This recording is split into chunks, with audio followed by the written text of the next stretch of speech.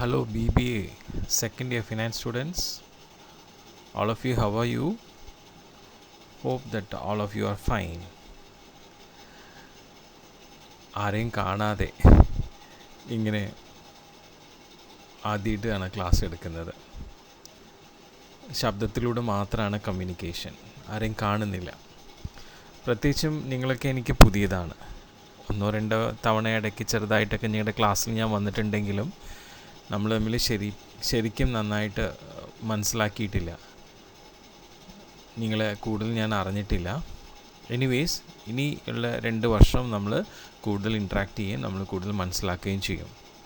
എങ്കിലും ആദ്യമായിട്ട് ഇങ്ങനെ നിങ്ങളെ കാണാതെ ശബ്ദത്തിലൂടെ മാത്രം നിങ്ങളായിട്ട് കമ്മ്യൂണിക്കേറ്റ് ചെയ്യുന്നതിൽ വിഷമമുണ്ട്. എങ്കിലും ഇപ്പോഴത്തെ സാഹചര്യം നമ്മളങ്ങനെ നിർബന്ധിക്കുകയാണ്. അതുകൊണ്ട് നമുക്കത് കോംപ്രമൈസ് ചെയ്യാം. ഈ ഒരു സെക്കൻഡ് ഇയറിൽ നിങ്ങളുടെ 3rd സെമ്മിൽ ഞാൻ നിങ്ങൾക്ക് എടുക്കുന്ന ഒരു സബ്ജക്റ്റ് എന്ന് പറഞ്ഞാൽ ബിസിനസ് റെഗുലേഷൻസ് എന്ന് പറഞ്ഞിട്ടുള്ള ലോ പേപ്പറാണ്. ഈ ഒരു പേപ്പറുടെ പ്രത്യേകത വെച്ച് കഴിഞ്ഞാൽ സിമ്പിൾ തിയറി പേപ്പറാണ്. പക്ഷേ ഇടയ്ക്കിടയ്ക്ക് നമ്മൾ റിവൈസ് ചെയ്തുകൊണ്ടിരിക്കണം. ഇത് റിവൈസ് ചെയ്തില്ലെങ്കിൽ നമുക്ക് എല്ലാ കൺസെപ്റ്റ്സും ഒരേപോലെ തോന്നും. അപ്പോൾ മാർക്ക് സ്കോർ ചെയ്യാൻ ബുദ്ധിമുട്ടാവും. പിന്നെ വെറുതെ ഗ്യാസ് കയറ്റി ഒന്ന് എഴുതി മാർക്ക് സ്കോർ ചെയ്യാനും പറ്റില്ല. ടു ദ പോയിൻ്റ് കാര്യം എഴുതിയാൽ മാത്രമേ മാർക്സ് സ്കോർ ചെയ്യാൻ പറ്റുള്ളൂ. അതുകൊണ്ട് കുറച്ചൊന്ന് നമ്മൾ ശ്രദ്ധിക്കേണ്ട ഒരു സബ്ജക്റ്റാണ്. ഓക്കെ, സോ ഈ സബ്ജക്റ്റിൻ്റെ സിലബസ് ഞാൻ എന്തായാലും നിങ്ങൾക്ക് വാട്സപ്പിൽ അയച്ചു തരുന്നുണ്ട്. നിങ്ങളൊന്ന് ഫുള്ളായിട്ട് നോക്കുക. ഈ ഒരു സബ്ജക്റ്റിന് വേണ്ടിയിട്ട് നമ്മൾ സാധാരണ LR പോറ്റിയുടെ ബുക്കാണ് വാങ്ങിക്കാറ്. LR പോറ്റിയുടെ ബിസിനസ് റെഗുലേഷൻസ് എന്നുള്ള ബുക്ക് അത് റെഫർ ചെയ്താൽ നല്ലതായിരിക്കും. കാരണം വളരെ സിമ്പിൾ ലാംഗ്വേജാണ്, നമുക്ക് ഈസി ആയിട്ട് മനസ്സിലാവുന്ന രീതിയിലാണ് ആ ബുക്കിൽ വന്നിരിക്കുന്നത്. ഓക്കെ, സോ പറ്റുമെങ്കിൽ അത് വാങ്ങിക്കുക. പിന്നെ നമ്മളുടെ ഈ സബ്ജക്റ്റിൽ നമുക്ക് ആദ്യം വരുന്ന മൊഡ്യൂൾ എന്ന് പറയുന്നത് ബിസിനസ് ലോസ് ആണ്. ബിസിനസ് ലോസിൻ്റെ ഒരു ഇൻട്രഡക്ഷനാണ് ആദ്യത്തെ മൊഡ്യൂളിൽ വരുന്നത്. ലോ എന്താണ്, ബിസിനസ് ലോ എന്താണ്, ബിസിനസ് ലോയിൽ ഏറ്റവും ഇമ്പോർട്ടൻ്റ് ആയിട്ട് വരുന്ന കോൺട്രാക്റ്റ് എന്താണ്, കോൺട്രാക്റ്റ് ലോ എന്താണ്, ഇങ്ങനെയുള്ള കാര്യങ്ങളൊക്കെയാണ് നമുക്ക് ആ ഫസ്റ്റ് മോഡ്യൂളിൽ വരുന്നത്. അതിന് മുമ്പ് ജനറലായിട്ട് നിങ്ങൾക്ക് ചിലപ്പോൾ തോന്നാം എന്തുകൊണ്ടാണ് നമ്മളിപ്പോൾ BB പഠിക്കുമ്പോൾ എന്തിനാണ് ഈ ലോയൊക്കെ പഠിക്കണേന്ന് തോന്നാം. പക്ഷേ നമ്മൾ അറിഞ്ഞിരിക്കേണ്ട ജനറൽ ആയിട്ടുള്ള കാര്യങ്ങളാണ് ഇതൊക്കെ. നമുക്കറിയാം, നമുക്ക് ഫ്രീഡം അത്യാവശ്യമാണ്. ഗാന്ധിജി നമുക്ക് ഫ്രീഡം നേടിത്തന്നത് വെറുതെ ഒന്നല്ല. ശരിക്കും ഒരു മനുഷ്യന് ഫ്രീഡം വേണ്ടത് എന്തിനാണ് എന്ന് ശരിക്കും നമ്മളൊന്ന് വിശകലനം ചെയ്യുകയാണെങ്കിൽ അതിൻ്റെ ശരിയായ അർത്ഥം നമുക്ക് മനസ്സിലാക്കാൻ പറ്റും. എന്താണ് സ്വാതന്ത്ര്യത്തിൻ്റെ, ഫ്രീഡത്തിൻ്റെ ശരിയായ അർത്ഥം എന്ന് ചോദിച്ചു കഴിഞ്ഞാൽ നമുക്ക് പറയാം, ഒരു വ്യക്തിക്ക് ഫ്രീഡം ഉണ്ടെങ്കിലേ ആ വ്യക്തി വിചാരിക്കുന്ന രീതിയിൽ ആ വ്യക്തിക്ക് ഡെവലപ്പ് ചെയ്യാൻ പറ്റുള്ളൂ. ഞാൻ ഒന്നുകൂടി പറയാം, സ്വാതന്ത്ര്യം നമുക്ക് വേണ്ടത് എന്തിനാണെന്ന് വെച്ച് കഴിഞ്ഞാൽ ഒരു വ്യക്തിക്ക് ആ വ്യക്തി വിചാരിക്കുന്ന രീതിയിൽ സ്വയം ഡെവലപ്പ് ചെയ്യണമെങ്കിൽ സ്വാതന്ത്ര്യം അനിവാര്യമാണ്. നിങ്ങളൊക്കെ മെച്യൂർഡ് ആയിട്ടുള്ള കുട്ടികളാണ് അല്ലേ? കുട്ടിത്തൊക്കെ കഴിഞ്ഞു ടീനേജിൽ നിൽക്കുന്ന മെച്യൂർഡ് ആയിട്ടുള്ള കുട്ടികളാണ്. ഇനിയും എത്ര പേർക്ക് ആ ഒരു കുട്ടിത്തം വിട്ടിട്ടുണ്ടോ എന്ന് എനിക്കറിയില്ല. വിടേണ്ട സമയമാണിത്. Because now you have to enjoy your freedom in the real sense, in such a way that what you think you should be like that with your freedom. നിങ്ങൾ എന്താണ് വിചാരിക്കുന്നത് അത് നിങ്ങൾക്ക് അതുപോലെ ആവാനും അതുപോലെ ചെയ്യാനും അതിലൂടെ നിങ്ങൾ ഡെവലപ്പ് ആവണം. അതിന് ഫ്രീഡമാണ് ആവശ്യം. നമ്മളെ ആരും പിടിച്ചു കെട്ടി വെക്കേണ്ട ആവശ്യമില്ല, ആരും തന്നെ. ഒരുപക്ഷെ ഇപ്പോഴൊക്കെയുള്ള സാഹചര്യത്തിൽ നിങ്ങളുടെ പാരൻസൊക്കെ ആയിട്ട് സംസാരിക്കുന്ന സമയത്ത്, ഞാനും ഒരു പാരൻ്റാണ്, സംസാരിക്കുന്ന സമയത്ത് പാരൻസ് എപ്പോഴും പറയും, പറഞ്ഞ ഒട്ടും കേൾക്കില്ല, ഒക്കെ അവരവരുടെ ഇഷ്ടം. എന്താ അത് ബാഡ് ഹാബിറ്റാണോ? No, in the right sense it's a nice habit. Because ഈ ഒരു ടീനേജിൽ നിങ്ങൾ സ്വയം ഓരോ കാര്യങ്ങൾ ചിന്തിച്ച് നിങ്ങൾക്ക് വേണ്ടത് നിങ്ങൾ തന്നെ കണ്ടെത്തുമ്പോൾ അതിൽ നിങ്ങളുടെ പാരൻസ് ഇൻ്റർഫെയർ ചെയ്താലും നിങ്ങൾക്ക് ഇഷ്ടമാവില്ല. നിങ്ങൾ തന്നെ ചിന്തിച്ച് നിങ്ങൾ തന്നെ പ്രവർത്തിച്ച് നിങ്ങൾ ഡെവലപ്പ് ആവണം. അതുകൊണ്ട് നശിച്ചു പോകരുത്. I am telling it the right sense. അപ്പോൾ ആ രീതിയിൽ ആണ് നമ്മൾ നമ്മുടെ ഫ്രീഡത്തിന് യൂട്ടിലൈസ് ചെയ്യേണ്ടത്. സ്വയം ചിന്തിക്കുക, സ്വതന്ത്രമായി ചിന്തിക്കുക, ഉചിതമായിട്ടുള്ളത് എന്താണോ അതിനെ കുറിച്ച് നന്നായി മനസ്സിലാക്കി അതനുസരിച്ച് പ്രവർത്തിക്കുക, വിജയം കൈവരുത്താം. സ്വാതന്ത്ര്യമുണ്ടെങ്കിൽ ഒരാളും ഒരാളെയും പ്രേരിപ്പിച്ച് ഒന്നും നേടിപ്പിക്കാൻ പറ്റില്ല. അഥവാ നേടിയെടുത്താലും താൽക്കാലികമാണ്. പക്ഷേ നിങ്ങൾ സ്വയമേ എല്ലാം ഇൻവോൾവ് ചെയ്ത് സ്വയമേ ആ ഫ്രീഡം ആസ്വദിച്ചുകൊണ്ട് നിങ്ങൾ എന്ത് നേടുന്നോ അത് സ്ഥിരമായിട്ടുള്ളതായിരിക്കും. സോ ഇപ്പോൾ അതിൻ്റെ സമയമാണ്. നിങ്ങൾക്ക് എന്താവണം, ഏത് രീതിയിൽ ആവണം നിങ്ങളുടെ ലൈഫ്, നിങ്ങളുടെ ലൈഫിൽ എന്തൊക്കെ സാധിക്കണം, ഇതൊക്കെ ഒരാളുടെ പ്രേരണ ഇല്ലാതെ സ്വയമേ ചിന്തിച്ച് തീരുമാനം എടുത്ത് അതനുസരിച്ച് പ്രവർത്തിക്കുക, അത് സാധിച്ചെടുക്കുക. ഓക്കെ, സോ ആ ഫ്രീഡം നമുക്ക് ആവശ്യമാണ്. പക്ഷേ ഈ ഫ്രീഡത്തിൽ ഒരു പ്രത്യേകതയുണ്ട്. ഇപ്പം നമുക്ക് എല്ലാ ഫ്രീഡം കിട്ടിയാൽ ശരിയാവില്ല. In our freedom we should control our behaviour. നമ്മളുടെ ബിഹേവിയർ നമ്മൾ കൺട്രോൾ ചെയ്യണം. എന്താണെന്ന് വെച്ച് കഴിഞ്ഞാൽ നമ്മൾ human beings are not individual beings. നമുക്ക് തനതായിട്ടുള്ളൊരു നിലനിൽപ്പില്ല. നമുക്കെപ്പോഴും ഒരു കൂട്ടായ്മയിലാണ് നിലനിൽപ്പുള്ളത്. അതുകൊണ്ട് തന്നെയാണ് പറയുന്നത് human beings R social beings, അല്ലേ? അപ്പോൾ എപ്പോഴും നമ്മൾ കൂട്ടമായി ബിഹേവ് ചെയ്യുന്ന സമയത്ത് നമ്മളുടെ എല്ലാ സ്വഭാവവും നമുക്ക് പ്രകടിപ്പിക്കാൻ പറ്റില്ല. എല്ലാ സ്വഭാവം എന്ന് വെച്ച് കഴിഞ്ഞാൽ ചിലപ്പം മറ്റുള്ളവർക്ക് നമ്മളിൽ ഇഷ്ടപ്പെടുന്ന സ്വഭാവം ഉണ്ടാവും, ഇഷ്ടപ്പെടാത്ത സ്വഭാവങ്ങളുണ്ടാവും. അപ്പോൾ we should control our bad habits. അല്ലെങ്കിൽ മറ്റുള്ളവർക്ക് ഇഷ്ടപ്പെടാത്ത സ്വഭാവം നമ്മളവിടെ കൺട്രോൾ ചെയ്യേണ്ടത് അത്യാവശ്യമാണ്. അപ്പോൾ ഫ്രീഡം ഉണ്ടെങ്കിലും there should be control in our behaviour. Okay, അപ്പോൾ ആ രീതിയിൽ നമ്മളുടെ ബിഹേവിയറിനെ കൺട്രോൾ ചെയ്യാൻ വേണ്ടിയിട്ട്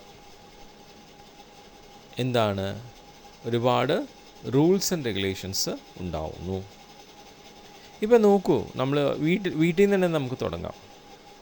നിങ്ങളൊക്കെ മക്കളാണ്. അച്ഛനും അമ്മയും നമുക്ക് വേണ്ട എല്ലാ സൗകര്യങ്ങളും ഏർപ്പെടുത്തി തരുന്നു, അല്ലേ? അപ്പം നമ്മൾ വീട്ടിൽ നിൽക്കുന്ന സമയത്ത് നമ്മുടെ അച്ഛനും അമ്മയും നമുക്ക് മാക്സിമം ഫ്രീഡം തന്നിട്ടുണ്ടാവാം. പക്ഷേ എങ്കിലും ചിലതിൽ ബിഹേവിയറിൽ ലിമിറ്റ് ചെയ്തിട്ടുണ്ട്, അല്ലേ? അതെന്തിനാ? നമ്മളുടെ സോഷ്യൽ ബീയിങ്ങിന് വേണ്ടിയിട്ടാണ്. നമ്മുടെ വീട്ടിൽ നമ്മൾ ഇന്ന രീതിയിലായിരിക്കണം, നമ്മൾ വീട്ടിലുള്ള ആൾക്കാരായിട്ട് ഇന്ന രീതിയിൽ പെരുമാറിയിരിക്കണം, നമ്മൾ വീട്ടിൽ ഇന്ന കാര്യങ്ങൾ ചെയ്തിരിക്കണം. ചില റൂൾസ് കൊണ്ടുവരികയാണ് അവിടെ പാരൻസ്, അല്ലേ? അപ്പോൾ ആ റൂൾസിലൂടെ നമ്മൾ എന്ത് ചെയ്യുന്നു, നമ്മുടെ ബിഹേവിയർ നമ്മൾ കൺട്രോൾ ചെയ്യുന്നു, അല്ലേ? ഇപ്പോൾ ഫ്രണ്ട് സർക്കിളിൽ നിങ്ങളുള്ള സമയത്ത് എങ്ങനെയാണ് അതേപോലെ നമുക്ക് വീട്ടിലിരിക്കാൻ പറ്റുമോ? ഇല്ല. വീട്ടിലുള്ള പോലെ നമ്മൾ ഫ്രണ്ട് സർക്കിളിൻ്റെ ഇടയ്ക്ക് പെരുമാറാൻ പറ്റുമോ? ഇല്ല. അപ്പോൾ എല്ലാത്തിലും നമ്മളുടെ ബിഹേവിയറിൻ്റെ ഒരു control one or the other വേയിൽ ഉണ്ടാവുന്നു. ഓക്കെ, സോ എപ്രകാരം നമ്മളുടെ ഫ്രീഡം നമുക്ക് ഡെവലപ്മെൻറ്റിന് സഹായിക്കുന്നുണ്ടോ അതുപോലെ തന്നെ നമ്മളുടെ ബിഹേവിയറിൻ്റെ കൺട്രോളും അതിന് വേണ്ട റൂൾസ് ആൻഡ് റെഗുലേഷൻസ് നമ്മൾ ഫോളോ ചെയ്യുന്നതും വളരെ അത്യാവശ്യമാണ്. അപ്പോൾ ഈ ഒരു സാഹചര്യത്തിലാണ് നിയമം വരുന്നത്. ഇപ്പോൾ വെറുതെ ഒരു റൂൾ ആൻഡ് റെഗുലേഷൻ പറഞ്ഞാൽ ഇന്നത് ചെയ്യാൻ പാടുള്ളൂ, ഇന്നത് ചെയ്യാൻ പാടുള്ളൂ, ഇന്നത് ചെയ്യാൻ പാടില്ല എന്നൊക്കെ പറഞ്ഞാൽ ചിലപ്പോൾ കേൾക്കാം, ചിലപ്പോൾ കേൾക്കാതിരിക്കാം. അപ്പോൾ അതിനൊരു നിയമമായിട്ട് അങ്ങ് സ്ഥാപിക്കുകയാണ് ചെയ്യുന്നത്. ഓക്കെ, അപ്പോൾ അത് നിയമമായി സ്ഥാപിക്കുന്നത് ചിലപ്പോൾ വീട്ടിൽ മുതിർന്ന ആളായിരിക്കാം, അച്ഛനായിരിക്കാം, അല്ല അമ്മയാണെങ്കിൽ അമ്മയായിരിക്കാം. ഈ വീട്ടിൽ ഇങ്ങനെ പാടുള്ളൂ, ഈ വീട്ടിലെല്ലാവരും 8 മണിക്ക് ഭക്ഷണം കഴിക്കണം, 8 മണിക്ക് ശേഷം ഇവിടെ ആർക്കും ഭക്ഷണം തരില്ല, അമ്മ നിയമം കൽപ്പിച്ചു. ഒരു ചിട്ട. ഈ വീട്ടിലെല്ലാവരും രാവിലെ 6 മണിക്ക് എണീറ്റിരിക്കണം, അച്ഛൻ പറയാം, ഒരു ചിട്ട. അപ്പോൾ അപ്പോഴേ നമുക്ക് ആ ലൈഫിന് ഒരു ഫ്ലോ ഉണ്ടാവുള്ളൂ, അല്ലേ? അല്ലെങ്കിൽ പിന്നെ അച്ഛൻ്റെ ഒരു വഴിക്ക്, അമ്മയുടെ വഴിക്ക്, മകൻ്റെ വഴിക്ക്, മകളുടെ വഴിക്ക്, എല്ലാവരും ഓരോരുത്തരുടെ വഴിക്ക്. അപ്പം ആ കുടുംബത്തിൻ്റെ ഒരു റെപ്യൂട്ടേഷൻ എന്ന് പറയുന്നത് എന്താ? ഒന്നുമില്ല.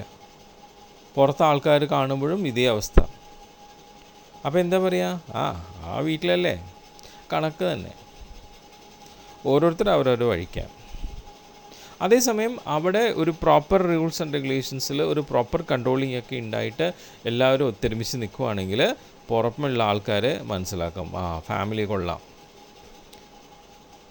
നല്ല ഫാമിലിയാണ്, ഇല്ലേ? സോ അതാ പറയുന്നത്, നമ്മുടെ സോഷ്യൽ ബീയിങ്സിൽ നമുക്ക് നല്ല രീതിയിൽ പെരുമാറി നല്ല രീതിയിൽ ആ ലൈഫ് ലീഡ് ചെയ്ത് പോകണമെങ്കിൽ we should control our behaviour. അതിനുവേണ്ടി നമുക്ക് റൂൾസ് ആൻഡ് റെഗുലേഷൻസ് വേണം. ഓക്കെ, സോ ഇവിടെ നിയമം ആ രീതിയിലാണ് വരുന്നത്. ഓക്കെ, ഇപ്പം നോക്കൂ, ലോ, നിയമം. എന്താണ് നിയമം എന്ന് ചോദിച്ചാൽ അതിൻ്റെ ഒരു സിമ്പിൾ ഡെഫിനിഷൻ പറഞ്ഞിരിക്കുന്നത് ഇങ്ങനെയാണ്: law is a rule of external human action enforced by a sovereign political authority. ഇപ്പോൾ വീട്ടിലെ നമ്മുടെ നിയമത്തിൻ്റെ കാര്യം പറഞ്ഞു, അല്ലേ? ആ ഒരു വീട്ടിലെ നിയമത്തിനെ നമ്മുടെ ഈ ലോ ഡെഫിനിഷൻ വെച്ചെടുക്കുകയാണെങ്കിൽ എങ്ങനെയാണ്? Law is a rule of external human action. നമ്മളുടെ പ്രകടമായി പുറത്ത് കാണുന്ന നമ്മളുടെ ഹ്യൂമൻ ആക്ഷനെ അതിനെ കൺട്രോൾ ചെയ്യുന്ന റൂൾസാണ് ലോ. ഇതാരാണ് എൻഫോഴ്സ് ചെയ്യുന്നത്? നമ്മളിലേക്ക് അടിച്ചേൽപ്പിക്കുന്നത് അല്ലെങ്കിൽ നമ്മളോട് നിർബന്ധിതമായിട്ട് ഫോളോ ചെയ്യാൻ പറയുന്നത് ആരാണ്? By a sovereign political authority, പരമോന്നതിയിലുള്ള ഒരു അധികാരി. നമ്മുടെ വീട്ടിൽ നമ്മുടെ കാരണവർ. ഇപ്പം നമ്മളൊരു സൊസൈറ്റിയിലേക്ക് വന്നു കഴിഞ്ഞാലോ, ആ സൊസൈറ്റിയുടെ ലീഡർ, ഇപ്പം നമുക്ക് പല സ്ഥലങ്ങളിലും റെസിഡൻസ് അസോസിയേഷൻ ഉണ്ട്, അല്ലേ? അപ്പോൾ റെസിഡൻസ് അസോസിയേഷനിലെ പ്രസിഡൻറ്റും സെക്രട്ടറിയും ആൾക്കാരൊക്കെ ഉണ്ടാവും. അപ്പോൾ അവരെന്ത് ചെയ്യും? ആ റെസിഡൻസിന് വേണ്ടിയിട്ടുള്ള നിയമങ്ങൾ ഉണ്ടാക്കും. ഇവിടെയുള്ള എല്ലാവരും ഇങ്ങനെ ഇത് പാലിക്കണം, ഇവിടെ മദ്യം പറ്റില്ല, പുകവലി പാടില്ല, അതുപോലെ തന്നെ കുടുംബ തർക്കങ്ങൾ ഇന്ന രീതിയിൽ പരിഹരിക്കണം, അല്ലേ? അപ്പോൾ അവിടെ എന്തായി? ആ റെസിഡൻസ് അസോസിയേഷനിലെ മേധാവികൾ ചേർന്ന് നിയമങ്ങൾ ഉണ്ടാക്കുന്നു. എന്തിനെ കൺട്രോൾ ചെയ്യാൻ വേണ്ടിയിട്ട്? നമ്മുടെ എക്സ്റ്റേണൽ ഹ്യൂമൻ ആക്ഷൻസിനെ കൺട്രോൾ ചെയ്യാൻ വേണ്ടി, നമ്മൾ പൊതുവെ പുറമേ പ്രകടമായിട്ടുള്ള നമ്മുടെ ആക്ഷൻസിനെ കൺട്രോൾ ചെയ്യാൻ വേണ്ടിയിട്ട്. ഒരു വയലൻസ് ഉണ്ടാവുന്നു, അതിനെ പ്രിവെൻറ്റ് ചെയ്യുന്നു. ഇവിടെ വയലൻസ് പറ്റില്ല, തർക്കങ്ങൾ ചർച്ച ചെയ്ത് പരിഹരിക്കപ്പെടണം. ഓക്കെ, സോ അതാണ് law. So in simple definition നമുക്ക് പറയാം, law is a rule of external human action enforced by a sovereign political authority. നിയമം കൊണ്ടുവരണമെങ്കിൽ അതിന് ഒരു പരമോന്നത അധികാരത്തിലുള്ള വ്യക്തി വേണം. പരമോന്നത അധികാരത്തിലുള്ളവർക്ക് മാത്രമാണ് നിർബന്ധിതമായിട്ട് നിയമങ്ങൾ കൊണ്ടുവരാൻ പറ്റുള്ളൂ. അവർ പ്രഖ്യാപിക്കുകയാണ്, ഇത് ഇന്നത് ഇങ്ങനെയാണ്, അല്ലേ? പണ്ട് നമ്മൾ കേൾക്കാറുണ്ട്, അല്ലേ? രാജാക്കന്മാരുടെ കാലത്ത് രാജാവാണ് സോവറിൻ പൊളിറ്റിക്കൽ അതോറിറ്റി, പരമോന്നത പദവിയിലുള്ള അധികാരിയാണ്. പ്രജകൾക്ക് നിയമം കൊണ്ടുവരികയാണ്, നാളെ തൊട്ട് ഇന്നത് ഇങ്ങനെ ആയിരിക്കണം, അല്ലേ? ഇപ്പോൾ നമ്മളുടെ ഗവൺമെൻറ് അതുപോലെ നിയമം കൊണ്ടുവരുന്നു, അല്ലേ? ഇപ്പോൾ കൊറോണ വന്നു കഴിഞ്ഞപ്പം നിയമം കൊണ്ടുവന്നു, ലോക്ക്ഡൗൺ, അല്ലേ? എല്ലാവരും ലോക്ക്ഡൗണിലേക്ക് പോകണം. ആർക്കെങ്കിലും എതിർക്കാൻ പറ്റുമോ? നിയമമാണ്. അപ്പോൾ അതാ പറയുന്നത്, നിയമം എന്ന് പറഞ്ഞാൽ it is the rule of external human actions. ഇപ്പം നമ്മൾ പുറത്തേക്ക് നമ്മൾ സാധാരണഗതിയിൽ പോകുന്നത് നമ്മൾ കൺട്രോൾ ചെയ്യുകയാണ് അല്ലേ. നമുക്ക് സ്വാതന്ത്ര്യമുണ്ട്, പുറത്ത് എവിടെ വേണമെങ്കിൽ പോകാൻ സ്വാതന്ത്ര്യമുണ്ട്. പക്ഷേ ഈ ഒരു സിറ്റുവേഷനിൽ നമ്മളുടെ ആ പുറത്ത് പോകാനുള്ള നമ്മുടെ ബിഹേവിയർ നമ്മൾ കൺട്രോൾ ചെയ്യുകയാണ്. Enforced by sovereign political authority. Okay, so ഈ ലോയിൽ പറയുന്ന റൂൾ എന്ന് പറയുന്നത് എന്താണ്? Rule it is a set of conditions to obey. നമ്മൾ അനുസരിക്കാൻ വേണ്ടിയിട്ടുള്ള ചില കണ്ടീഷൻസാണ്. അപ്പോൾ കൊറോണ വന്നപ്പോൾ ലോക്ക്ഡൗൺ, പുറത്തേക്ക് ആരും പോകരുത്. സൺഡേ പ്രത്യേകിച്ച് ഒരാളും പുറത്തേക്ക് ഇറങ്ങരുത്. ബാക്കിയുള്ള ദിവസങ്ങളിലും പുറത്തിറങ്ങാം, പക്ഷേ മാസ്ക് ധരിക്കണം. ഓക്കെ, അതുപോലെ തന്നെ നമ്മൾ 7 മണി വരെ പുറത്തേക്ക് പോകാൻ പാടുള്ളൂ. ഇപ്പോൾ 9 മണി വരെ ആക്കിയിട്ടുണ്ട്. സോ ഇതാണ് പറയുന്നത്, rules are set of conditions to obey. Okay, ഇനി നിയമത്തിൽ റൂൾസാണ്. നിയമം എന്ന് പറയുന്നത് റൂൾസാണ്, നമ്മളുടെ എക്സ്റ്റേണൽ ഹ്യൂമൻ ആക്ഷൻസിന് വേണ്ടിയിട്ടുള്ള റൂൾസാണ്. അത് പ്രാബല്യത്തിൽ കൊണ്ടുവരുന്നത്, നമുക്ക് നിർബന്ധമായി നമ്മൾ ഫോളോ ചെയ്യിപ്പിക്കുന്നത് ഒരു സോവറിൻ പൊളിറ്റിക്കൽ അതോറിറ്റിയാണ്. അപ്പോൾ ഇങ്ങനെയുള്ള ആ നിയമത്തിന് 3 എലമെൻറ്റ്സ് ഉണ്ട് ആ ഡെഫിനേഷനിൽ തന്നെ. എന്താണ്? ഒന്ന് body of rules, set of conditions to obey. അതൊന്ന്. സെക്കൻഡ് തിങ്, നമ്മളുടെ ഈ കണ്ടീഷൻസ് എന്തിനു വേണ്ടിയിട്ടാണ്? To our external actions of human being അല്ലേ. നമ്മളുടെ എക്സ്റ്റേണൽ ആക്ഷൻസ്, ഇൻറ്റേർണൽ അല്ല, നമ്മുടെ ശരീരത്തിൻ്റെ ഉള്ളിലുള്ളതല്ല, ശരീരത്തിന് പുറത്ത് നമ്മൾ പ്രകടിപ്പിക്കുന്ന നമ്മുടെ ആക്ഷൻസിനെ ഗവേൺ ചെയ്യാൻ വേണ്ടിയിട്ടാണ്. പിന്നെ ഇത് കൊണ്ടുവരുന്ന ആരാണ്? ഒരു സോവറിൻ പൊളിറ്റിക്കൽ അതോറിറ്റി. അപ്പോൾ ലോയ്ക്ക് 3 എലമെൻറ്റ്സ് ഉണ്ട്. റൂൾസ്, ആ റൂൾസ് എന്തിനു വേണ്ടിയിട്ടാണ്? എക്സ്റ്റേണൽ ആയിട്ടുള്ള ഹ്യൂമൻ ആക്ഷൻസിന് വേണ്ടിയിട്ടാണ്. പിന്നെ ഇത് പ്രാബല്യത്തിൽ കൊണ്ടുവരുന്നത് ഒരു സോവറിൻ പൊളിറ്റിക്കൽ അതോറിറ്റി. അപ്പോൾ വിത്തൗട്ട് ലോസ്, ഇതുപോലെയുള്ള നിയമങ്ങൾ ഇല്ലാതെ ലൈഫ് ഈസ് നോട്ട് പീസ്ഫുൾ. നമുക്ക് ജീവിതം ശാന്തപരമായിട്ട് ഉണ്ടാവില്ല. So that it is this law that regulates the life of people. നിയമമില്ലെങ്കിൽ നമുക്ക് ലൈഫ് സുഗമമായി മുന്നോട്ട് കൊണ്ടുപോകാൻ പറ്റില്ല. വയലൻസ് പാടില്ല അല്ലേ, ക്രൈം ചെയ്യാൻ പാടില്ല അല്ലേ. ഇതെല്ലാം എന്താണ്? എഗെയിൻസ്റ്റ് ദ ലോയാണ്. അപ്പം ഇങ്ങനെയുള്ള നിയമങ്ങൾ ഇല്ലാതെ നമുക്ക് സമാധാനപരമായിട്ടുള്ളൊരു ജീവിതം മുന്നോട്ട് കൊണ്ടുപോകാൻ പറ്റില്ല. ഇപ്പം എല്ലായിടത്തും വയലൻസും എല്ലായിടത്തും ക്രൈമാണെങ്കിൽ നമുക്ക് പുറത്തിറങ്ങി നടക്കാൻ പറ്റുമോ? ഇല്ല. അപ്പം നമ്മളുടെ ഗവൺമെൻറ് പ്രഖ്യാപിച്ചിരിക്കുകയാണ്, ഗവൺമെൻറ്റാണ് സോവറിൻ പൊളിറ്റിക്കൽ അതോറിറ്റി, പ്രഖ്യാപിച്ചേക്കാണ്. എന്താണ്? ഇന്ത്യയിലുള്ള ഏതൊരു പൗരനും ക്രൈം ചെയ്യാൻ പാടില്ല, വയലൻസിലേക്ക് പോകാൻ പാടില്ല അല്ലേ. അപ്പം അത് എല്ലാവർക്കും അറിയാം. അപ്പോൾ അതുകൊണ്ട് എന്താണ്, നമുക്ക് പെട്ടെന്ന് ഒരാളെ കൊല്ലാനോ അല്ലെങ്കിൽ പെട്ടെന്ന് സ്വാഭാവികമായിട്ട് ഒരാൾക്ക് എന്തെങ്കിലും ബുദ്ധിമുട്ട് വരുത്താനോ നമുക്ക് തോന്നില്ല. കാരണം നിയമം അത് പറയുന്നുമുണ്ട്, നമ്മളത് ഒബേ ചെയ്യുന്നുമുണ്ട്. അപ്പോൾ അതുകൊണ്ട് എന്താ, നമുക്ക് സമാധാനപരമായിട്ട് സ്വതന്ത്രമായിട്ട് നമുക്ക് പുറത്തിറങ്ങാനും നമുക്ക് നമ്മൾ വിചാരിക്കുന്ന കാര്യങ്ങൾ ഉചിതമായിട്ടുള്ളത് ചെയ്യാനും നമുക്ക് പറ്റും. അപ്പം അതാണ് പറയുന്നത്, നമ്മളുടെ ലൈഫ് പീസ്ഫുൾ ആവണമെങ്കിൽ ഇത്തരത്തിലുള്ള നിയമങ്ങളുടെ സഹായം വേണം. ഓക്കെ, അപ്പോൾ ലോ എന്താണ്, ലോയിലുള്ള എലമെൻറ്റ്സ് എന്താണ്, ലോ ഇല്ലാതെ ലൈഫ് എങ്ങനെയാണെന്നുള്ളതിനെക്കുറിച്ചുള്ള ഒരു ഐഡിയ നിങ്ങൾക്ക് കിട്ടിയിട്ടുണ്ടാവും. ഓക്കെ, ഇനി നമുക്ക് നെക്സ്റ്റ് സ്ലൈഡിലേക്ക് പോവാം. എവിടെ നിന്നൊക്കെയാണ് ഈ നിയമങ്ങൾ വരുന്നത്? നമ്മൾ പറഞ്ഞു, നമ്മളുടെ എക്സ്റ്റേണൽ ഹ്യൂമൻ ആക്ഷൻസിനെ കൺട്രോൾ ചെയ്യുന്നതിന് വേണ്ടിയിട്ട് സോവറിൻ പൊളിറ്റിക്കൽ അതോറിറ്റീസ് കൊണ്ടുവരുന്നതാണ് നിയമം എന്ന് പറഞ്ഞു. ഈ നിയമം എവിടെ നിന്നാണ് കൊണ്ടുവരുന്നത്? പല സോഴ്സിൽ നിന്നുമാണ് നിയമം കൊണ്ടുവരുന്നത്. ഇത് ഒരു പക്ഷേ ചിലപ്പോൾ എക്സാമിന് 4 മാർക്കിനൊക്കെ ചോദിക്കാം. Explain the sources of law. എന്തൊക്കെ സോഴ്സസ് വഴിയാണ് നിയമം ഉണ്ടാവുന്നത്? അതിൽ ആദ്യത്തെ സോഴ്സ് പറയുന്നത് നമ്മളുടെ കസ്റ്റം അല്ലെങ്കിൽ യൂസേജാണ്. നമ്മളുടെ കസ്റ്റം, പാരമ്പര്യ രീതി, കാലാകാലമായി നമ്മൾ ആചരിച്ചു വരുന്ന രീതികൾ, ആ രീതികൾ ശരിയാണെന്ന് തോന്നിക്കൊണ്ട് അതിനെ നമ്മൾ നിയമമാക്കുക. അതുപോലെ തന്നെ നമ്മളുടെ യൂസേജ്, നമ്മൾ തുടർച്ചയായിട്ടുള്ള നമ്മളുടെ ആ യൂസേജ്, അതുകൊണ്ട് നമുക്ക് അതിലൂടെ നിയമങ്ങൾ കൊണ്ടുവരാം അല്ലേ. അപ്പോൾ ഇപ്പോൾ എക്സാമ്പിൾ പറയുന്നത് നമ്മുടെ ഹിന്ദു മാരേജ് ലോ, ഹിന്ദു വിവാഹത്തിനോടനുബന്ധിച്ചുള്ള നിയമം. അതെങ്ങനെയാണ് വന്നത്? ഹിന്ദു ആചാരം പ്രകാരം ഒരു വിവാഹത്തിന് ഇന്ന കാര്യങ്ങൾ ഇങ്ങനെയായിരിക്കണം.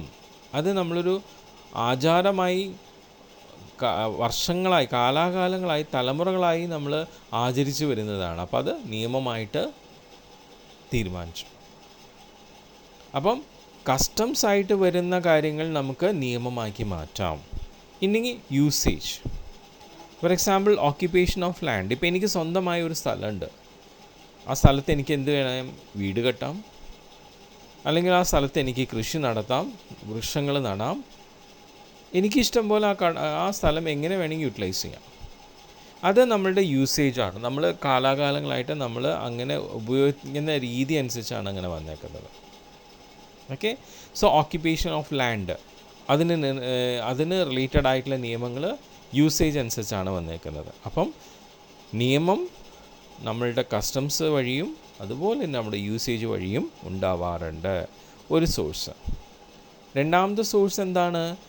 Writings of the great jurists. നമ്മുടെ പരമോന്നതാധികാരത്തിലുള്ള ആരാണോ ആ അധികാരി പറഞ്ഞുകൊണ്ട് അതിൽ നിന്നും നിയമം ഉണ്ടാവുക അല്ലേ. ഇപ്പം ഹോണറബിൾ സുപ്രീം കോർട്ട് ജഡ്ജ്, അല്ലെങ്കിൽ നമ്മുടെ പ്രസിഡൻ്റ് ഓഫ് ഇന്ത്യ, ഇപ്പം ഇങ്ങനെയുള്ള പരമോന്നത സ്ഥാനത്തുള്ള അധികാരികൾ പറഞ്ഞുകൊണ്ട് നിയമം ഉണ്ടാവുക. അപ്പം അതിനൊരു എക്സാമ്പിൾ പറയുന്നുണ്ട്. നമ്മുടെ president of India Shri Ramnath Kovind ഇപ്പം നമ്മുടെ ഹൈക്കോർട്ട് ഓഫ് കേരളയുടെ ഡയമണ്ട് ജൂബിലി സെലിബ്രേഷനോട് ഭാഗമായിട്ട് അദ്ദേഹം ഒരു നിയമം കൊണ്ടുവന്നു. എന്താണ് നിയമം?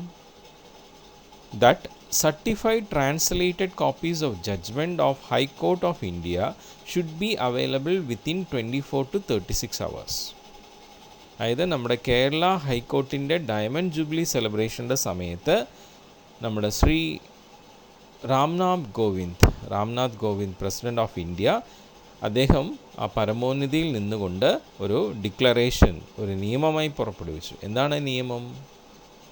അതായത് നമ്മുടെ ഹൈക്കോർട്ട് ഓഫ് ഇന്ത്യയിൽ ഉണ്ടാവുന്ന ജഡ്ജ്മെൻറ്റ്, എപ്പോഴൊക്കെയാണ് ഹൈക്കോർട്ട് ഇന്ത്യയിൽ ജഡ്ജ്മെൻറ്റ് ഉണ്ടാവുന്നത്? ആ ജഡ്ജ്മെൻറ്റ് ഉണ്ടായി കഴിയുമ്പോൾ തന്നെ അതിൻ്റെ translated copies, certified translated copies ഓരോ സംസ്ഥാനങ്ങളിലും അവരുടെ റീജിയണൽ ലാംഗ്വേജിലേക്ക് ട്രാൻസ്ലേറ്റ് ചെയ്തിട്ടുള്ള സർട്ടിഫൈഡ് കോപ്പീസ് ആ ഹൈക്കോർട്ട് ഓഫ് ഇന്ത്യയിൽ നിന്നും 24 മുതൽ 36 മണിക്കൂറിൻ്റെ ഉള്ളിൽ എല്ലാ കോർട്ടുകളിലും എത്തിച്ചിരിക്കണം അല്ലേ. അപ്പം ആ രീതിയിൽ ഒരു നിയമം കൊണ്ടുവന്നു. അപ്പോൾ അതാണ് റൈറ്റിങ്സ് ഓഫ് ഗ്രേറ്റ് ജൂറിസ്. അപ്പം കസ്റ്റംസ് യൂസേജ് വഴി നിയമം വരാം, അതുപോലെ പരമോന്നത സ്ഥാനങ്ങളിലുള്ളവർ ഹൈക്കോർട്ട്സ്, സുപ്രീം കോടതി ജഡ്ജി അല്ലെങ്കിൽ പ്രസിഡൻ്റ് ഓഫ് ഇന്ത്യ അവർ കൊണ്ടുവരുന്ന നിയമങ്ങൾ. പിന്നെ അതിൽ കോർട്ട്സിലെ ജഡ്ജ്മെൻറ്റ്, ചില കേസുകളൊക്കെ വാദിച്ച കേസിൻ്റെ വിധി, ജഡ്ജ്മെൻറ്റ്, അത് പിന്നീട് ഇതിന് സിമിലറായിട്ടുള്ള കേസുകൾക്ക് യൂസ് ചെയ്യാവുന്ന രീതിയിൽ നിയമമായി മാറ്റുക. അതാണ് judgement of court. Judgement of case in court will be followed by similar cases. ഒരാളെ കുത്തിക്കൊന്നു, കേസ് വാദിച്ചു, ജഡ്ജ്മെൻറ്റ് വന്നു, ഇന്ന ആളെ കുത്തിക്കൊന്ന് ആ പ്രതിയെ ജീവപര്യന്തം തടവിന് വിധിക്കുന്നു. അപ്പോൾ ആ ജഡ്ജ്മെൻറ്റ് എന്ത് ചെയ്യുന്നു? അവിടെ ഒരു നിയമമായി വരികയാണ്. ഒരാളെ കുത്തിക്കൊന്നു കഴിഞ്ഞാൽ സ്വാഭാവികമായിട്ടും പ്രതിയെ ജീവപര്യന്തം തടവിന് വിധേയമാക്കണം. അപ്പോൾ പിന്നീട് ഇതുപോലെ തന്നെ കുത്തിക്കൊന്ന കേസ് വരുമ്പോഴൊക്കെ ഈ നിയമം ഫോളോ ചെയ്യും. അപ്പോൾ അങ്ങനെ ജഡ്ജ്മെൻറ്റ് ഓഫ് കോർട്ടിൻ്റെ അനുസരിച്ച് നിയമങ്ങളുണ്ടാവും. പിന്നെ നമുക്കറിയാം, നമ്മുടെ ബ്രിട്ടീഷ് കാലത്ത് ബ്രിട്ടീഷുകാർ ഒരുപാട് നമ്മളുടെ ഇന്ത്യയെ സ്വാധീനിച്ചിട്ടുണ്ട്. അപ്പം അതിൻ്റെ ഒരു പ്രതിഫലമാണ് നമ്മളുടെ ഇന്ത്യൻ നിയമങ്ങൾ. ഈ ഇന്ത്യൻ നിയമങ്ങളൊക്കെ ശരിക്കും നോക്കുകയാണെങ്കിൽ ഇംഗ്ലീഷ് നിയമങ്ങളുടെ ബേസിലാണ് ഫോം ചെയ്തേക്കുന്നത്. ഇംഗ്ലീഷ് ലോയുടെ ബേസിലാണ് ഇന്ത്യൻ ലോസ് ഫോം ചെയ്തിട്ടുള്ളത്. അതുപോലെ ഇംഗ്ലീഷ് ലോ എടുക്കുകയാണെങ്കിൽ റോമൻ ലോയിനെ ബേസ് ചെയ്തിട്ടാണ് ഇംഗ്ലീഷ് ലോ ഫോം ചെയ്തിട്ടുള്ളത്. സോ നമ്മുടെ ഇന്ത്യൻ നിയമം എന്ന് പറയുന്നത് ഈ ഇംഗ്ലീഷ് ലോയിനെയും അതുപോലെ റോമൻ ലോയിനെയും ബേസ് ചെയ്തിട്ടുള്ളതാണ്. അങ്ങനെ ഫോറിൻ ലോസിൽ നിന്നും ഉണ്ടാവുന്ന പല നിയമങ്ങളും നമ്മൾ ഇപ്പോഴും എന്ത് ചെയ്യുന്നുണ്ട്, ഫോളോ ചെയ്യുന്നുണ്ട്. അതാണ് ഫോറിൻ ലോസിൽ നിന്നും നമുക്കുണ്ടാവുന്ന കാര്യം, സോഴ്സ്. ഇനി ലാസ്റ്റ് വൺ എന്താണ്? Statutes or acts. The Parliament at several times passes acts and rules which repeals existing ones. ചില ഭേദഗതികൾ ബില്ലുകളായിട്ട് നമ്മുടെ പാർലമെൻറ്റിൽ അവതരിപ്പിക്കുകയും അവസാനം പാർലമെൻറ്റ് അത് അംഗീകരിച്ചുകൊണ്ട് ആ ബില്ല് പാസ്സാക്കി അതിനെ ഒരു നിയമമാക്കി മാറ്റുന്നു. ഓക്കെ, ഭേദഗതി ബില്ലുകൾ. ഫോർ എക്സാമ്പിൾ, ഇപ്പം നമ്മളുടെ തൊഴിലാളികൾക്ക് വേണ്ടിയിട്ടുള്ള ക്ഷേമം നിധി, അതിൻ്റെ ഭേദഗതി, ഇത്ര ശതമാനം ക്ഷേമനിധി ഉയർത്തണം. പാർലമെൻറ്റിൽ ബില്ല് പാസ്സാക്കാണ്, ബില്ല് അവതരിപ്പിക്കുകയാണ്. പലപ്പോഴായിട്ട് ആവർത്തിച്ച് അവതരിപ്പിച്ച് അവസാനം അത് ആ ബില്ലിനെ പാസ്സാക്കിയെടുത്തു, അതിനെ നിയമമാക്കി മാറ്റുന്നു. അപ്പോഴേക്കും ഡിക്ലറേഷൻ വന്നു, ഇന്ന മേഖലയിൽ ഇന്ന തൊഴിലാളികൾക്ക് ക്ഷേമനിധി ഇത്ര ശതമാനം ഉയർത്തുന്നു, അല്ലേ? അപ്പോൾ ഇതാണ്. അപ്പോൾ അങ്ങനെ നമ്മുടെ നിയമത്തിൻ്റെ സോഴ്സുകൾ പല രീതിയിലാണ് ഉണ്ടാവുക. കസ്റ്റംസ് ആൻഡ് യൂസേജിലുണ്ടാവാം, ജൂറിസ്റ്റിൻ്റെ റൈറ്റിങ്സിലൂടെ ഉണ്ടാവാം, കോർട്ടിലുള്ള ജഡ്ജ്മെൻറ്റിലൂടെ ഉണ്ടാവാം, ഫോറിൻ നിയമങ്ങളിലൂടെ ഉണ്ടാവാം, പിന്നെ പാർലമെൻറ്റിലെ ആക്ട് അനുസരിച്ച് ഉണ്ടാവാം. ഓക്കെ, ഇനി നമുക്ക് നെക്സ്റ്റ് സ്ലൈഡിലേക്ക് പോവാം. ഇനി നമുക്ക് നമ്മുടെ നിയമങ്ങളുടെ ക്ലാസിഫിക്കേഷനാണ്. അപ്പോൾ ലോ എന്താണെന്ന് കണ്ടു, അതുപോലെ തന്നെ നമ്മുടെ ലോയുടെ സോഴ്സ് എന്തൊക്കെയാണെന്ന് കണ്ടു. ഇനി നമുക്ക് നെക്സ്റ്റ് നോക്കാനുള്ളത് ലോയുടെ ക്ലാസിഫിക്കേഷൻസാണ്. ജനറലായിട്ട് നമ്മുടെ നിയമങ്ങളെ നമുക്ക് രണ്ടായിട്ട് തരംതിരിക്കാം, public law and private law. Word മീനിങ്ങിൽ തന്നെ നമുക്കറിയാം പബ്ലിക് ലോ എന്താണ്, പ്രൈവറ്റ് ലോ എന്താണ്. പബ്ലിക് ലോ, പബ്ലിക്കായിട്ടുള്ള നിയമങ്ങൾ എന്താണ്? The law which governs the relationship between the individuals and the government. അല്ലേ, നമ്മൾ ഒരു സിറ്റിസൺ, ഒരു പൗരൻ എന്ന നിലയ്ക്ക് നമ്മളും നമ്മളുടെ രാജ്യമായിട്ടുള്ള ഇന്ത്യയുടെ ഗവൺമെൻറ്റും തമ്മിലുള്ള റിലേഷൻസിനെ പ്രതിപാദിക്കുന്ന നിയമങ്ങളാണ് പബ്ലിക് ലോ, അല്ലേ? നമുക്കിപ്പം നമ്മൾ പുറത്തേക്ക് വണ്ടി എടുത്ത് പോവാണ്, അല്ലേ? അപ്പോൾ നമുക്ക് റോഡിൽ പാലിക്കേണ്ട ഒരുപാട് നിയമങ്ങളുണ്ട്, അല്ലേ? അത് നമ്മുടെ ഗവൺമെൻറ്റാണ് നമ്മളോട് പറയുന്നത്. അപ്പോൾ എന്താണ് ആ നിയമം? പബ്ലിക് ലോയാണ്. അപ്പോൾ കൊറോണ വന്നപ്പോഴും ലോക്ക്ഡൗൺ റിലേറ്റഡ് ആയിട്ടുള്ള ഒരുപാട് നിയമങ്ങൾ എന്താണ്? പബ്ലിക് ലോ ആയിട്ടാണ് വന്നത്, അല്ലേ? അതായത് മാസ്ക് ധരിക്കാതെ പോയി കഴിഞ്ഞാൽ ഫൈനാണ്, പബ്ലിക് ലോയാണത്. നമ്മളെ ഒരു പൗരനും ഗവൺമെൻറ്റും തമ്മിലുള്ള റിലേഷൻഷിപ്പിലൂടെ ഉണ്ടാവുന്നതാണ്. അതുപോലെ ഇപ്പോൾ നമ്മളൊരു ക്രൈം ചെയ്ത് കഴിഞ്ഞാൽ നമ്മളുടെ ഗവൺമെൻറ്റാണ് നമ്മളെ ശിക്ഷിക്കുന്നത്. അപ്പോൾ ക്രിമിനൽ ലോ ഒരു പബ്ലിക് ലോയാണ്. കോൺസ്റ്റിറ്റ്യൂഷൻ ലോ, അല്ലേ? നമ്മളിപ്പോൾ നമ്മളുടെ രാജ്യത്തിന് വേണ്ടി നിലകൊള്ളണം. ആ രാജ്യത്തിന് എന്തെങ്കിലും രാജ്യദ്രോഹ കുറ്റങ്ങൾ ചെയ്താൽ കോൺസ്റ്റിറ്റ്യൂഷൻ ലോയാണ് നമ്മളെ ശിക്ഷിക്കുന്നത്. പിന്നെ അഡ്മിനിസ്ട്രേറ്റീവ് ലോ, അല്ലേ? ഇപ്പോൾ നമ്മൾ ടാക്സ് കെട്ടണം, ടാക്സ് കെട്ടിയില്ലെങ്കിൽ നമുക്ക് ഫൈൻ അടയ്ക്കണം, അല്ലേ? അതുപോലെയല്ല നമ്മളുടെ ഓരോ കാര്യങ്ങൾ നമ്മൾ കൃത്യമായ സമയത്ത് ചെയ്തില്ലെങ്കിൽ അത് അഡ്മിനിസ്ട്രേറ്റീവ് ലോ ആണ് നമ്മളെ ശിക്ഷിക്കുന്നത്. അപ്പോൾ പ്രൊസീജിയേഴ്സ്, അഡ്മിനിസ്ട്രേറ്റീവ് ലോ എന്ന് പറയുമ്പോൾ procedures, rules and regulations of governmental agencies. അപ്പോൾ criminal law, constitution law, administrative law, ഇതെല്ലാം എന്താണ്? പബ്ലിക് ലോയാണ് വരുന്നത്, പബ്ലിക് ലോസ് ആയിട്ടാണ് വരുന്നത്. അതേസമയം പ്രൈവറ്റ് ലോ എന്ന് പറയുമ്പോൾ രണ്ട് വ്യക്തികൾ തമ്മിലുള്ള റിലേഷനിൽ ഉണ്ടാവുന്ന നിയമം. law which determines the relationship between individuals and their private capacities, അല്ലേ? അവരുടെ പ്രൈവറ്റ് ആയിട്ടുള്ള കപ്പാസിറ്റീസ് ആയിട്ടുള്ള ബന്ധങ്ങളിലൂടെ ഉണ്ടാകുന്ന നിയമം, അതിനെ പ്രതിപാദിക്കുന്ന നിയമം. ലോ ഓഫ് കോൺട്രാക്റ്റ്, ഇപ്പോൾ 2 പേര് ഒരു ബിസിനസ് ഡീൽ ഫോം ചെയ്തു. ലോ ഓഫ് പ്രോപ്പർട്ടി, ഇപ്പം ഞാൻ ഒരാളുടെ പ്രോപ്പർട്ടി എടുക്കാൻ വേണ്ടിയിട്ടുള്ള ഒരു കോൺട്രാക്റ്റ് ഫോം ചെയ്തു. അപ്പം അതെന്താണ്? അതൊരു പ്രൈവറ്റ് കപ്പാസിറ്റിയാണ് അല്ലേ? So low of contract, law of property, ഇതെല്ലാം എന്താണ്? നമ്മുടെ പ്രൈവറ്റ് ലോയാണ്. അപ്പോൾ ലോ 2 ടൈപ്പ് ഉണ്ട്, പബ്ലിക് ലോ ഉണ്ട്, പ്രൈവറ്റ് ലോ ഉണ്ട്. ഓക്കെ, ഞാൻ പറയുന്നത് എല്ലാവർക്കും വ്യക്തമായി മനസ്സിലാവുന്നു എന്ന് വിചാരിക്കുന്നു. നിങ്ങൾ ഈ ക്ലാസ് ശ്രദ്ധിക്കുമ്പോൾ വെറുതെ നെയിം സേക്ക്, അയ്യോ ക്ലാസ് തന്നല്ലോ എന്ന് വെച്ചിട്ട് വെറുതെ ഓടിച്ചു നോക്കരുത്. മനസ്സിരുത്തി ഒന്ന് മനസ്സിലാക്കാൻ ശ്രമിക്കുക. ഓക്കെ, ഓരോ ദിവസവും ഞങ്ങൾ ടീച്ചേഴ്സ് നിങ്ങൾക്ക് വേണ്ടി ഓരോ സബ്ജക്റ്റും നിങ്ങൾക്ക് മനസ്സിലാവുന്ന രീതിയിലാണ് ഇപ്പോൾ ഓൺലൈൻ ക്ലാസ്സുകൾ തരുന്നത്. നിങ്ങളത് റെസ്പോൺസിബിളായിട്ട് ഒരു നഴ്സറി സ്കൂളിലെ കുട്ടികളെ പോലെ അല്ലാതെ, ഒരു സ്കൂളിലെ കുട്ടികളെ പോലെ അല്ലാതെ, കുറച്ചുകൂടി മെച്യൂർഡായിട്ട് ഇതെനിക്ക് ആവശ്യമുള്ളതാണ്, ഇത് മനസ്സിലാക്കി എടുക്കാനുള്ള ബാധ്യത എനിക്കുണ്ട് എന്നുള്ള രീതിയിൽ മനസ്സിരുത്തി ഇത് മനസ്സിലാക്കാൻ ശ്രമിക്കുക. ഓക്കെ, അതാണ് നിങ്ങളുടെ ഇപ്പോൾ വേണ്ട ഒരു ബിഹേവിയർ. അപ്പം അതുപോലെ മനസ്സിലാക്കാൻ ശ്രമിക്കുക. അപ്പോൾ 2 തരത്തിലുള്ള നിയമങ്ങളെക്കുറിച്ച് പറഞ്ഞു, public law and private law. ഇനി നമുക്ക് നെക്സ്റ്റ് നമ്മുടെ contract act, law of contract private ലോയാണ് അല്ലേ? 2 വ്യക്തികൾ തമ്മിലുണ്ടാവുന്ന ലോ. അപ്പോൾ നമ്മളുടെ ഈ ബിസിനസ് ലോയൊക്കെ എന്താണ്? പ്രൈവറ്റ് ലോയാണ്. വ്യക്തികൾ തമ്മിലുള്ള നിയമങ്ങളാണ്, വ്യക്തികൾ തമ്മിൽ സമ്പാദിക്കുന്ന നിയമങ്ങളാണ്. അപ്പോൾ അതിൽ ആദ്യം വരുന്നത് കോൺട്രാക്റ്റ് ആക്റ്റാണ്, 1872. അപ്പോൾ നോക്കൂ, എത്ര വർഷം മുന്നെയാണ് ഈ കോൺട്രാക്ട് ലോ ഒക്കെ ഫോം ചെയ്തിട്ടുള്ളത്. ഇപ്പോഴും നമ്മളത് ഫോളോ ചെയ്തുകൊണ്ടിരിക്കുകയാണ് അല്ലേ? അപ്പം ബിസിനസ് ലോയിൽ ഏറ്റവും ആദ്യം വരുന്നത് കോൺട്രാക്റ്റ് ആക്റ്റാണ്, 1872. അപ്പോൾ ഈ ഒരു ഇയർ ഒന്ന് ഓർത്ത് വയ്ക്കുന്നത് നല്ലതായിരിക്കും. കോൺട്രാക്റ്റ് ആക്ടിൻ്റെ ഇയർ ഏതാണ്? 1872. Indian contract ആക്ടിൻ്റെ year 1872. സോ നമ്മൾ ബിസിനസ് പരമായി ഫോം ചെയ്യുന്ന കോൺട്രാക്റ്റുകളിൽ ഈ നിയമമാണ് പിന്തുണയ്ക്കുന്നത്. കോൺട്രാക്റ്റുകൾ ഈ നിയമമാണ് പിന്തുണയ്ക്കുന്നത്. Okay, so this law deals with the agreements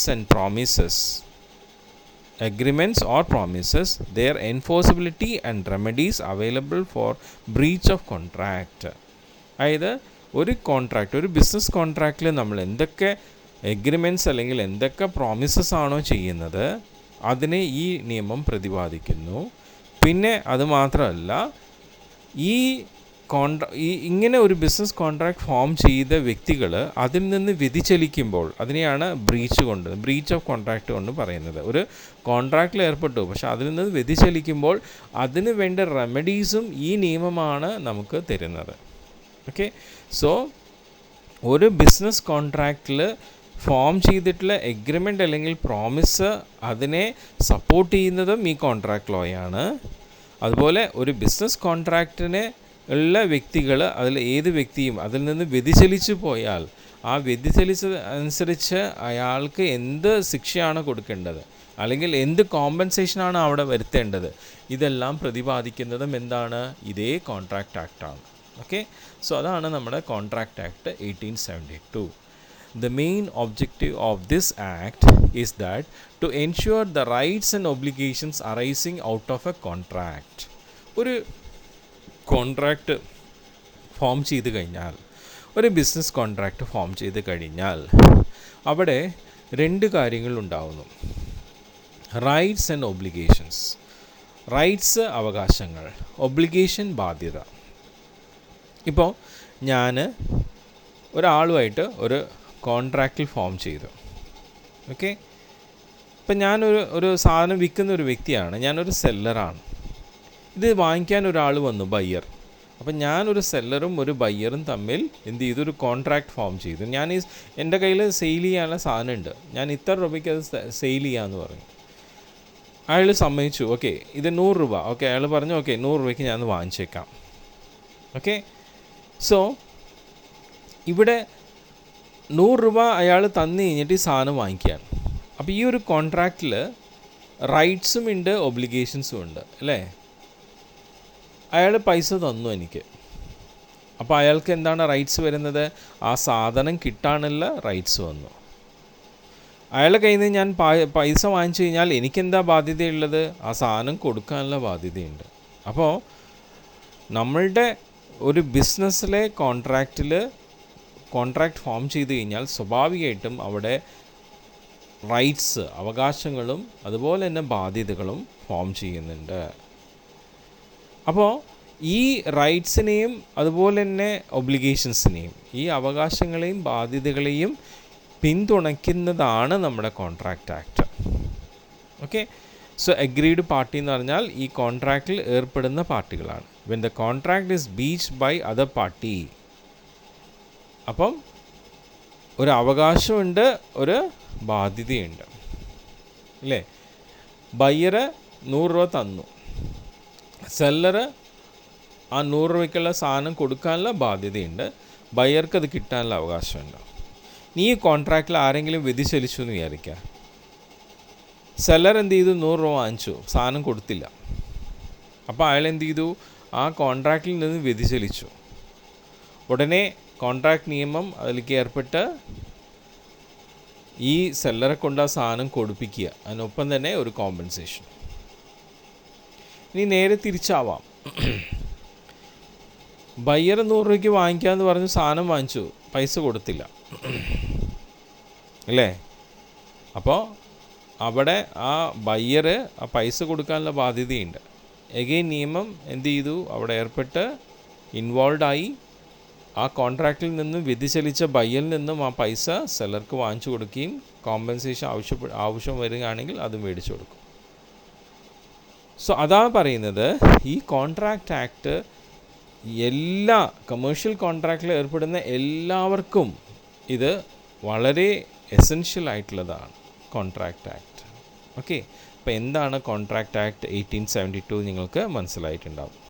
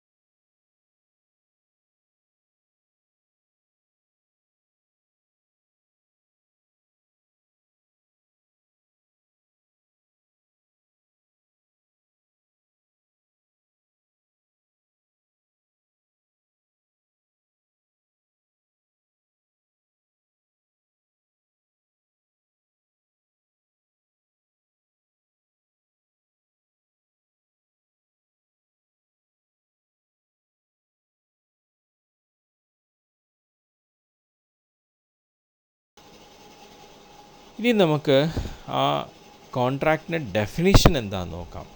സെക്ഷനൊന്നും ഇവിടെ കാര്യമായിട്ട് പറഞ്ഞില്ലെങ്കിലും കുഴപ്പമില്ല, നമുക്ക് കൺസെപ്റ്റ്സ് ക്ലിയർ ആയിരിക്കണം. എന്താണ് കോൺട്രാക്റ്റ്? Define contract. എപ്പോഴും ഈ ഒരു സബ്ജക്റ്റിൽ 2 മാർക്സിന് എപ്പോഴും ചോദിക്കുന്ന ഒരു ചോദ്യമാണ് ഡിഫൈൻ കോൺട്രാക്റ്റ്.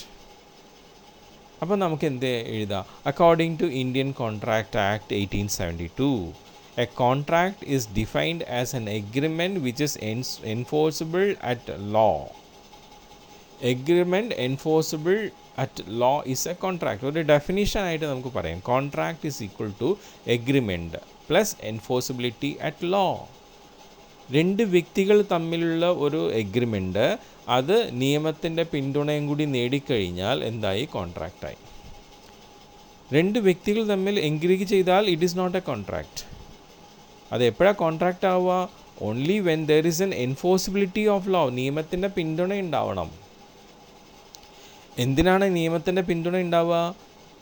ഈ പറയുന്ന കോൺട്രാക്റ്റിനെ സംരക്ഷിക്കാനായിട്ട്, അത് പ്രോപ്പറായി നടക്കാനായിട്ട്.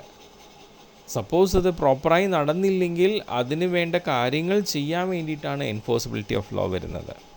അതിനുള്ള റെമഡീസ് കണ്ടെത്താൻ വേണ്ടിയിട്ടാണ് വരുന്നത്. കാരണം ചിലപ്പോൾ ഒരു പക്ഷേ ഒരു ബിസിനസ് കോൺട്രാക്റ്റിൽ ഏർപ്പെടുന്ന വ്യക്തികൾ തമ്മിൽ പുതിയതായിട്ട് ആയിരിക്കും ഏർപ്പെടുക, അവർ തമ്മിൽ കാര്യമായിട്ട് അറിയണ്ടാവില്ലേ. അപ്പം അങ്ങനെ വരുമ്പോൾ നമുക്ക് വിശ്വാസം വേണ്ടേ പരസ്പരം? അപ്പം അതിന് വേണ്ടിയിട്ടാണ് ഈ നിയമത്തിൻ്റെ പിന്തുണ കൊണ്ടുവരുന്നത്. ഓക്കെ, സോ കോൺട്രാക്റ്റിൻ്റെ ഡെഫിനിഷൻ എന്ന് പറഞ്ഞാൽ it is an agreement which is enforceable at law is contract. Contract is equal to agreement plus enforceability at law. ഇതാണ് നിയമത്തിൻ്റെ ഒരു ഡെഫിനിഷൻ എന്ന് പറയുന്നത്. ഓക്കെ, ഇനി നമുക്ക് ആ കോൺട്രാക്റ്റിൻ്റെ ഫീച്ചേഴ്സ് എന്തൊക്കെയാണെന്ന് നോക്കാം. കോൺട്രാക്റ്റിൻ്റെ ഫീച്ചേഴ്സ്, അപ്പോൾ 2 പേരെങ്കിലും മിനിമം വേണമെന്ന് നമ്മൾ പറഞ്ഞു അല്ലേ? ആ 2 പേരെങ്കിലും മിനിമം വേണമെന്ന് പറഞ്ഞതിൽ the features that makes a contract are when one signifies to another his willingness to do something with a view of obtaining a benefit.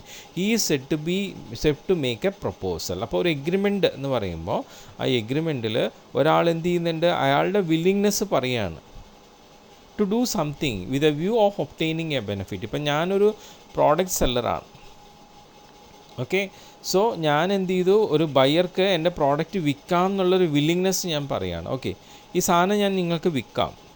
അപ്പോൾ അത് അങ്ങനെ ഞാൻ ആ ഒരു വില്ലിങ്നെസ് പറയുമ്പോൾ അതിൻ്റെ പിന്നിലുള്ള ഉദ്ദേശം എന്താണ്? ഞാനിത് വിൽക്കുമ്പോൾ എനിക്ക് അയാൾ പൈസ തരും, അതാണ് എൻ്റെ ബെനിഫിറ്റ്.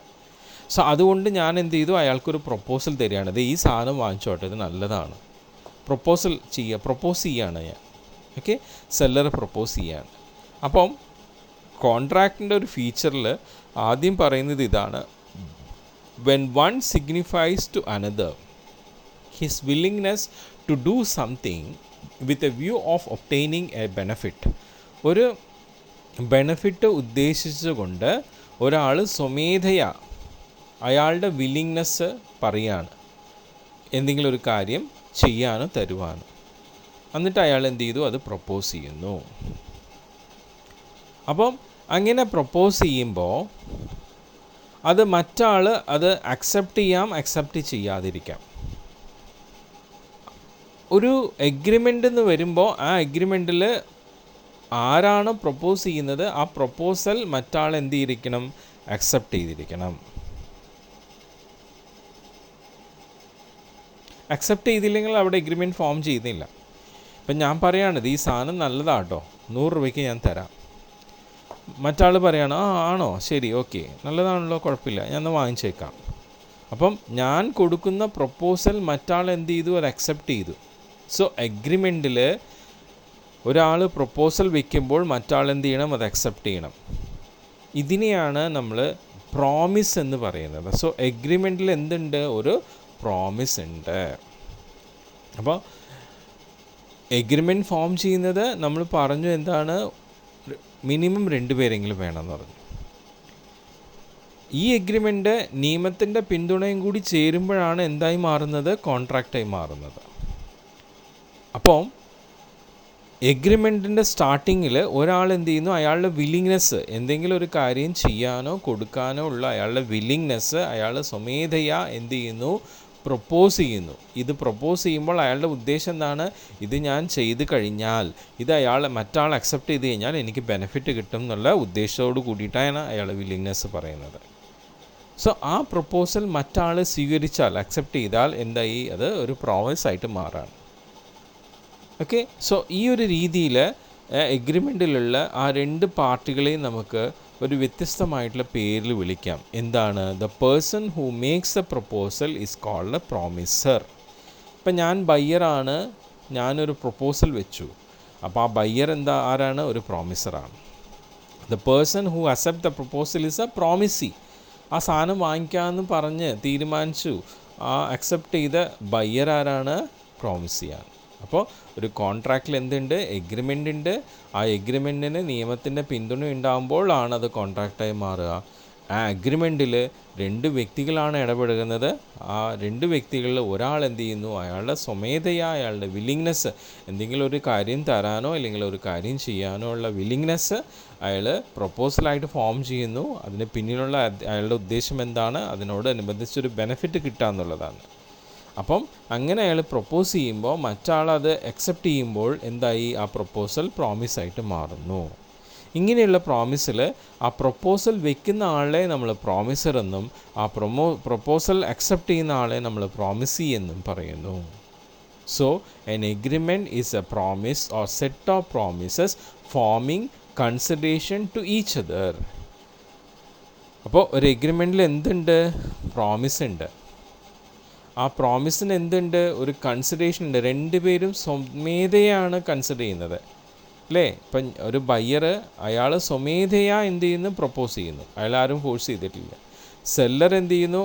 സ്വമേധയാ അത് അക്സെപ്റ്റ് ചെയ്യുന്നു. സോ പ്രോമിസ് ഒരു കൺസിഡറേഷനോട് കൂടിയിട്ടാണ് ഇവിടെ ഫോം ചെയ്യുന്നത്.